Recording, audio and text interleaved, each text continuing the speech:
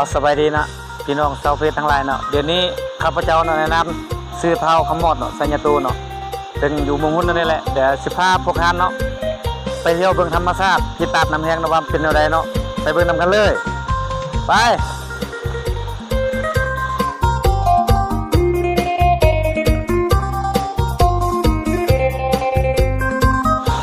อันนี้เนาะจะเป็นตาดที่นึงเนาะ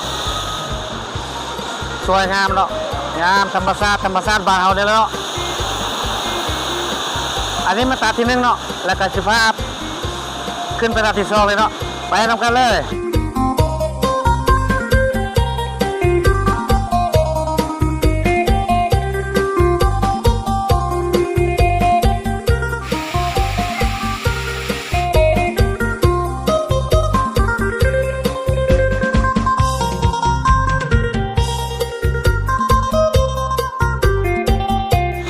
อันนี้ตาที่สองแล้วเนาะนี่เนาะตาที่สองแล้ว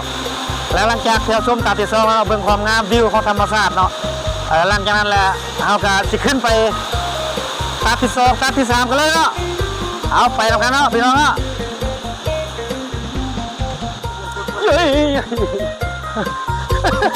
เก็บตก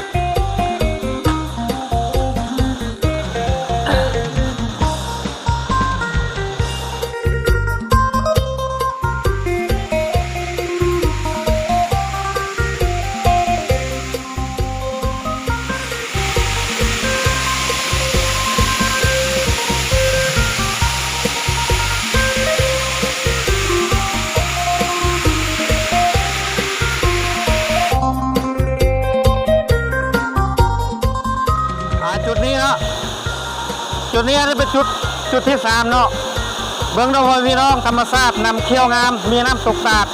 แล้วก็พื้นน้ำเนาะเขี้ยวงามมีต้นไม้ใบหญ้าปกคลุมด้วยความงามเนาะพี่น้องเนาะเอากลับมาแล้วมีเวลากะพากันมาเด้อมาเบิ้งน้ำกันเนาะทีนี้อันนี้มันตาที่4เนาะหลังจากตาที่4เนาะเราจะไปพบกันที่ตาที่5เนาะเอาไปเลย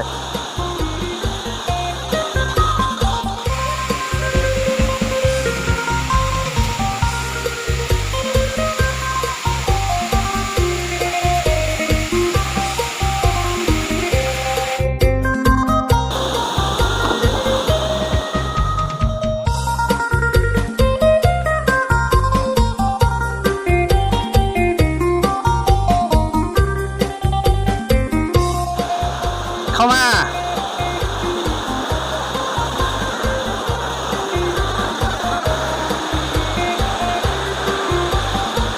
อันนี้นะจะเป็นตาที่4เนาะมาเบิ่งนำกันเลยเนาะว่ามันสวยงามจังไดเนาะ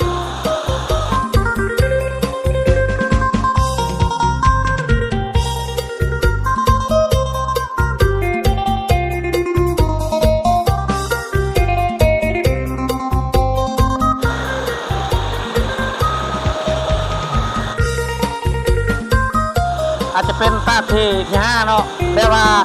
ส่วนร้ายเนี่ยคนจะมาเที่ยวเนาะเขาจะมาช่วงระยะเดือน3เดือน4เดือน5แล้วมันระยะนั้นเราคนจะมาร้ายเนาะแต่ว่าช่วงนี้บ่ค่อยมีเพราะว่ามันเป็นเวลาหนาวเนาะก็ทุกคนก็จะเข้าใจเนาะเวลามันหนาวเนาะก็บ่ค่อยมีคนปานใดจะมาอาบน้ำมันเนาะแต่ว่าช่วงหลักๆก็สิแม่นช่วงเดือน3กับเดือน4นี่แหละเขาจะมาเล่นน้ำนะอะไรน้ำก็นี่ก็สถานที่บนอาบเลยเด้อ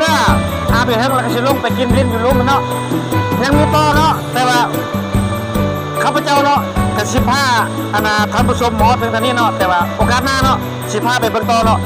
เดี๋ยวนี้พอสนิทกันแล้วโอเค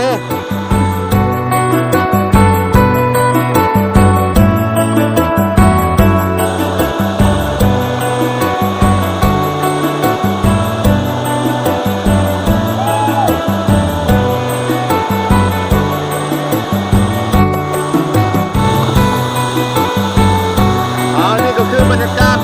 อยู่ที่ตาดน้ำแห้งเนาะเป็นจะได้มันเลือกบ่มันเลือกอ่ะเลือกพวกหนาวเลยสบายใจเดี๋ยวชื่อพัดธรรมชาติอยู่ที่ตาดน้ำแห้งอย่างนี้นำจากเที่ยวสุดๆงานอันนี้นะหลังจากข้าพเจ้าได้ลงอาบน้ำแล้วก็รู้สึกเย็นตัวเย็นใจ แล้วก็ที่นี่สิพาขึ้นไปห้ามเบิ่ง อำนาจการจัดตั้งของบ้านเพิ่นเนาะว่ามีแขกมีคนมาเที่ยวระยะใดแล้วก็ตอนใดและช่วงใดมีคนมาไล่แขกมาไล่เนาะไปอ่านมันเนาะเอาไปนำกันสบายดี สบายดี เป็นอะไรมาได้ไรบ้านเฮาเมืองเฮา อันนี้ก็สมคำเขาลือเนาะอันนี้ก็เป็นบ้านน้ำแห้งบ้านเฮาเนาะธรรมชาติอนุรักษ์ไว้แต่สมัยดึกดำบรรพ์มา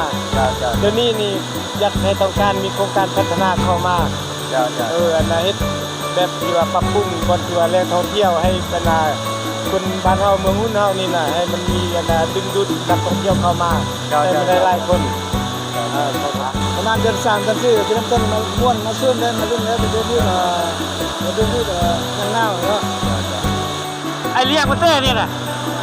ไอเลี้ยงมาเต้นี่น่ะสบายดีเฮ็ดยังกินน่ะ สปริงปลากินแน่เสียบ จักโลมื้อนี้น่ะ 2 โล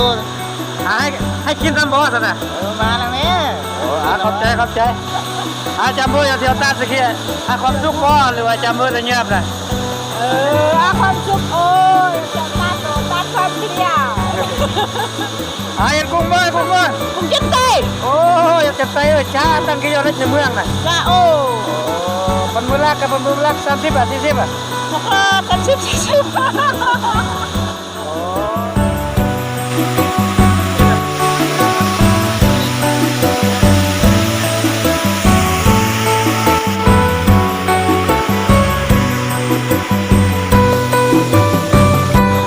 เดี๋ยวนี้มาฮอดจุดนี้แล้วเนาะก็สิขอบอกขอบใจเนาะ